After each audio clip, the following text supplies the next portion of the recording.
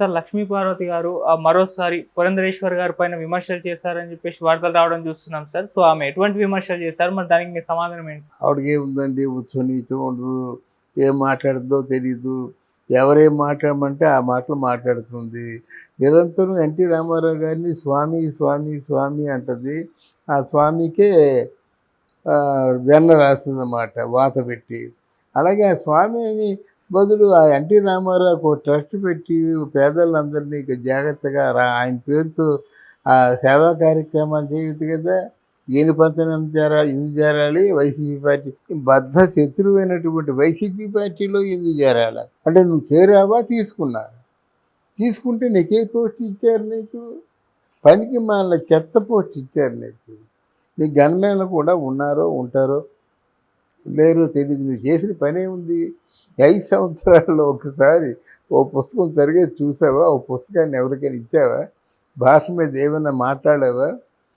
ఇవన్నీ ఆలోచిస్తుంటే నాకు లక్ష్మీపార్వతి మీద ప్రత్యేకమైన కోపం కాదు. నువ్వు చేసే పనులు అలా ఉన్నాయి. నువ్వు కళ్ళు మూసుకొని ఏదో ఒక బ్రాంచ్లో ఉంటావు. ఇప్పుడు అసలు నువ్వేం చేస్తున్నావు? నీకున్న డబ్బుని ప్రొటెక్షన్ చేసుకోవడం కోసం అధికారంలో ఎవరుంటే వారి పంచన చేరుతావు, వాళ్ళ కాలు పట్టుకుంటావు. అదే కదా. ఈ రోజైనా నేను వీడియో చెప్పాల్సిన అవసరం లేదు. కానీ మహానుభావుడు ఎన్టీ రామారావు గారు, ఆయన సంతానకే అమ్మ చక్క జయకృష్ణ బాగానే ఉన్నాడుగా, హరికృష్ణ బాగానే పేరు తెచ్చుకున్నాడుగా, బాలకృష్ణ బాగానే పేరు తెచ్చుకున్నాడు కదా, లోకమ్మ బాగానే ఉంటుంది కదా. లోకమ్మ మొగుడెవరో నీకు తెలుసో నేను చెప్తే గణేశ్వరరావు, వాళ్ళు బాగానే ఉన్నారు కదా వాళ్ళు. అలాగే ఇప్పుడు పురంధేశ్వరి కూడా చాలా బాగుంది కదా. దేశంలో నీలాంటి చెత్త పేరు ఏమో తెచ్చుకోలేదు కదా, దరిద్ర పేరు తెచ్చుకున్నావు. అంతకుముందు పేరే అది గబ్బు కొడుతుంది. ఇప్పుడు ఎన్టీఆర్ భార్యని నువ్వు అంటున్నావు, కానీ ఎంత చెత్త పేరు తెచ్చుకున్నావు నువ్వు ఇంత చెత్త పొజిషన్లో ఉండి వాళ్ళ గురించి మాట్లాడతావు. ఎన్టీ రామారావు సంతానం గురించి మాట్లాడతావు. ఆవిడ దేవతను, రామారావు గారు దేవుడును. ఆ బసవతారకం ఎలా ఉంటుందో నీకు తెలుసా? నీకు ఇంటికి ఎవరైనా వచ్చినట్టయితే ఎలా పైట్రింగ్ ఎలా కప్పుకొని రామారావు గారు టీ తాగారా? ఓ ప్రశ్న. రామారావు గారు పిల్లలు బాగా చదువుకుంటున్నారా? రెండో ప్రశ్న. మూడో ప్రశ్న లేదు. చెత్తవాగుడు వాగడం. మేము 18 సంవత్సరాలు ఆ ఇంట్లో ఉండుంటాను. ఆయన ఇంట్లోనూ చిన్న ఆయన ఇంట్లో కూడా ఏ రోజు కూడా అంతకుమించి మాట్లాడు. మీరు బాగున్నారా? మీ పెళ్ళైతే మీ పిల్లలు బాగున్నారు, అంతే. టీ అందరికీ దొరుకుతుందండి. రామారావు గారి టీ అంటే మంచి మహా ఇష్టం. ఆయన అంటుండేవాడు ఎప్పుడు, నువ్వు అంటే ఎవరైనా వచ్చినట్టయితే లక్ష్మీ రామారావు గారికి నాకు 1/2 అరకప్పు టీ తాగడం వాళ్ళకి అలవాటు. సాయంత్రం వరకు తాగేవారు. సాయంత్రం ఉల్లిపాయ పకోడీ వేసుకొని ఆ దర్బార్లో కూర్చొని తినేవారు అన్నమాట. అటువంటి అంత వైభవంగా ఉండేది. రామారావు గారి దానికి వచ్చేవాళ్ళు అక్కడ అంత దూరంలో కారప్పుకొని లోనకి వచ్చి సాష్టాంగ పాదాల మీద పడిపోవడమే, ఇంకేం లేదు. ఆయన దగ్గరికి వచ్చి మామూలుగా వచ్చి మాట్లాడదామని వస్తాం కదా, ముందు పాదాల మీద పడిపోతాం అన్నమాట.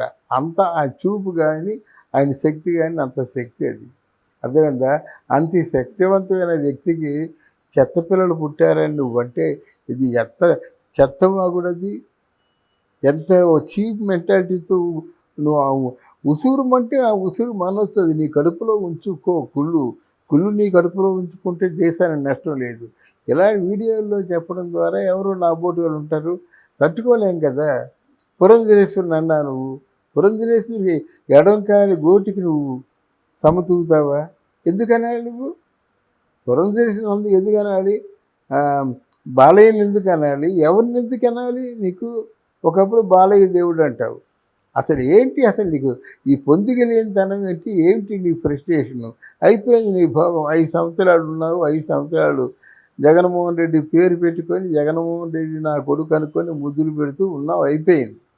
ఇప్పుడు నువ్వేం చేస్తావు? ఫ్రస్ట్రేషన్తో ఎక్కడ పారిపోతావు? నరసాపురమా? ఇక్కడే హైదరాబాద్లో ఉంటావా?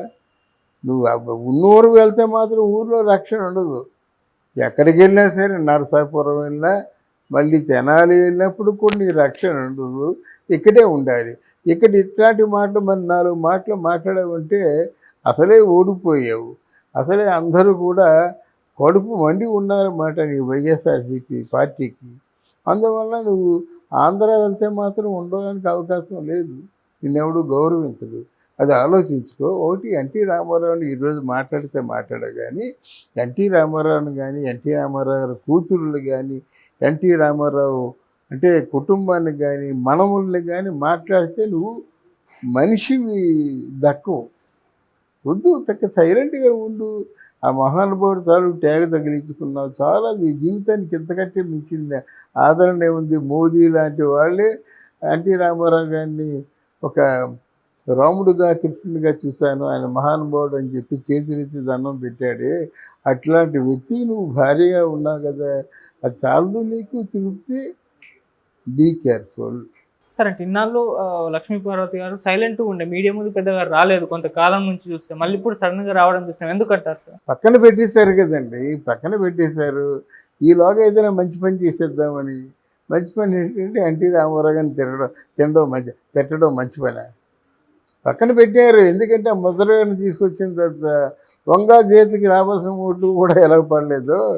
ఇవో లక్ష్మీపార్వతిని తీసుకొస్తే ఎవరైనా అక్కడ 5వ 10వ ఓట్లు వేసినా సరే ఈ అమ్మాయిని చూసి ఓట్లు వేయరు. అందువల్ల వీళ్ళు పక్కన పెట్టారన్నమాట.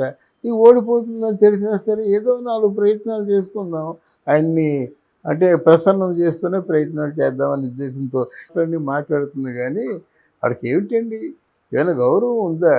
వాడికైనా ఒక విలువలు, ఎథిక్స్ ఉన్నాయా, విలువలు ఉన్నాయా, నైతికత తెలుసా? ఏమి తెలిసి కనుక మాట్లాడుద్ది, ఏం తెలుసు కనుక మాట్లాడుతుంది. ఎన్నిసార్లు నేను తిట్టాను, నేను చాలాసార్లు తిట్టాను, అంటే మనస్ఫూర్తిగా తిట్టాను, మంచి కోసం తిట్టాను. ఏమో ఆలోచించుకుంటుందేమో, ఆత్మ పరిశీలన చేసుకుంటుందో ఏమోనని తిట్టాను. కానీ ఆ మొండిదనం మాందు గనక